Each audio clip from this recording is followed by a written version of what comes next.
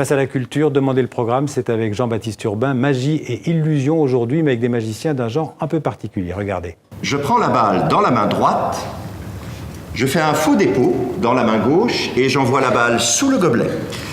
Je fais chercher la balle et en même temps, je charge une autre balle. Je donne la balle à Carmelo, en même temps je charge une balle sous le gobelet. Je montre la balle. Je fais semblant de la prendre dans la main droite et de l'envoyer sous le gobelet. Je fais chercher la balle et en même temps, j'en mets une autre sous le gobelet. Je prends la balle, je fais un faux transfert dans la main gauche, je charge la balle et je fais semblant de l'envoyer sur le gobelet. Je fais apparaître la balle, je charge une grosse balle sous le gobelet. Je prends la balle, je la mets sous le gobelet et en même temps, j'en mets une autre. Bonsoir Jean-Baptiste. Bonsoir Xavier, Alors, bonsoir à tous. C'est un peu particulier parce que ce sont des magiciens qui expliquent leur tour, c'est pas banal. Voilà, ils font même la même chose avec des gobelets, cette fois transparents. Alors on pourrait se dire qu'ils révèlent des trucs que c'est pas bien, sauf que c'est pas ça l'idée en fait de ce spectacle qui s'appelle Qui vive, qui est joué en ce moment au théâtre Montfort à Paris.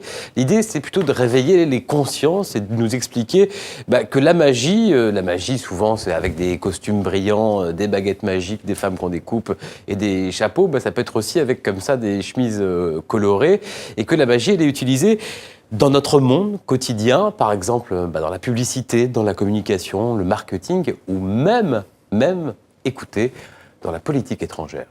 Mon dispositif de déconstruction, de rapport à l'illusion, fait que le spectateur est censé faire un lien entre ce qu'il voit de la magie et le regard qu'il porte sur le monde réel. C'est-à-dire Colin Powell, en 2003, quand il va à l'ONU avec une fiole d'anthrax irakien, il sait très bien que cette fiole ne contient pas d'anthrax. Mais il dit, moi je vais mentir, je vais faire un tour de magie au monde entier, parce que, en mon âme et conscience, pour le bien de l'humanité, je pense qu'on doit déclarer la guerre à l'Irak à ce moment-là. Bon. Donc il fait un tour de magie. Monsieur, vous allez choisir une de ces trois caisses. La première, la seconde ou la troisième. Oui. La troisième, celle du bout, là. Est-ce que vous vous êtes senti manipulé dans ce choix, influencé? Si vous voulez changer d'avis, c'est tout à fait possible. Vous voulez changer d'avis, vous voulez prendre celle du milieu. C'est votre dernier mot. Parfait, alors la caisse du milieu. Colin Powell, magicien, il fallait y penser, c'est pas mal.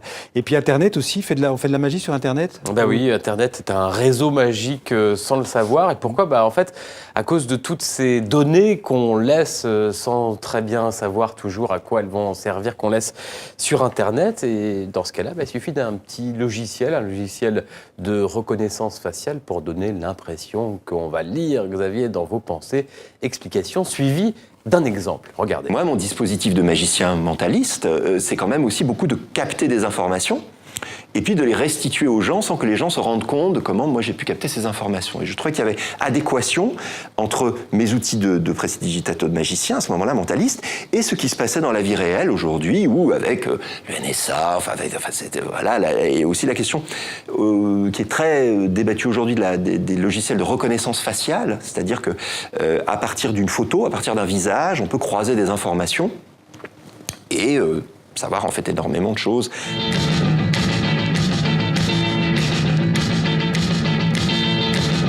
La première chose qu'on voit, c'est dans votre entrée, il y a un petit meuble et 4 portes.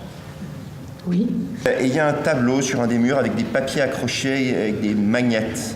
Et si on zoome, on voit un planning des emplacements de vos enfants. C'est un planning de vos enfants à table?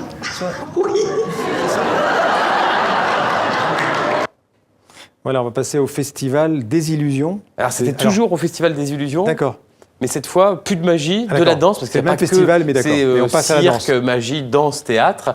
De la danse, cette fois, avec ce spectacle qui s'appelle Vielleicht. Ça veut dire peut-être, en allemand, une performance, peut-être, appelez ça comme vous voulez, une marionnette toute seule pendue à son fil. En tout cas, c'est une danseuse suisse, Melissa von Weppi. C'est également jusqu'à dimanche au Festival des Illusions. Première édition de ce festival au théâtre Montfort à Paris. On va dire que c'est une performance, en tout cas c'est une artiste suspendue à ses fils. On ne sait pas très bien si elle est la marionnette ou la marionnettiste. La poule ou l'œuf. Il faut aller le voir. Voilà. Merci Jean-Baptiste.